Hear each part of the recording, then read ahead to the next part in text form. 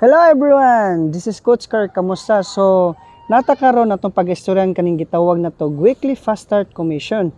So, before tamo ato sa one of the 7 ways to earn, ato sa istorya ng gitawag na to o club membership. So, saan yung mga club membership? So, nagpa-member kasi sa ka-company para maka-access ka sa mga privileges like gitawag na to Costco nga from US is a worth billion company.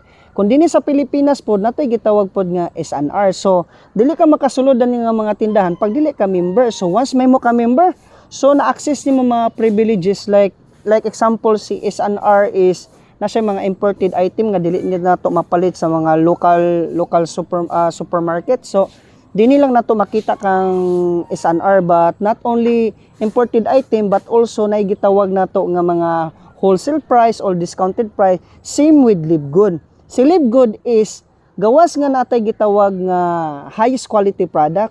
Once member ka dinhi is mapalit nimo siya og members price or gitawag nato og factory price. Grabe ka barato ang ato mga produkto nato dinhi kang Livegood pag mahimo ka member pa jud dinhi sa Livegood.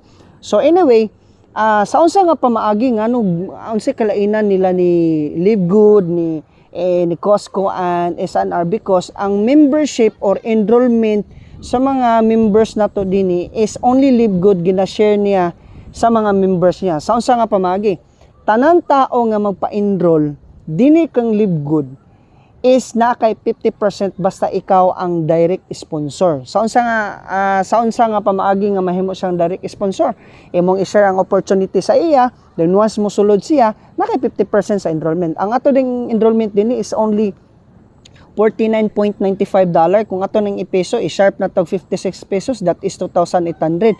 So pila ang 50% sa 2,800? That is 1,400 pesos. So every person nga imong mapasulod dinhi, imong ma-invite dinhi, giganan po sa produkto, giganan po sa mga privileges kang Livegood. Then once mo join na sila, mag-enroll na sila, na kay unlimited nga 1,400 per maminti na mo sulod sa imo. O wala pa dyan human. Ngano? Kaya tanan nimong napa-enroll din they are all first level nimo. So kung pag sila na po mapa-invite, mapasulod na po din na po kay additional nga 10%. Then katong nahimong level 2 nimo, na po kay additional 5%. Katong nahimo nimong level 3, na po kay additional 5%, 3%, 3%, 2%, 2%. Kaya ang tinuod na hitabo, kanang imong enrollment nga 2,800, 80% na ginabalik sa mga members, 20% ra sa company. That is why inana kagwapo si Livegood. So thank you for this time.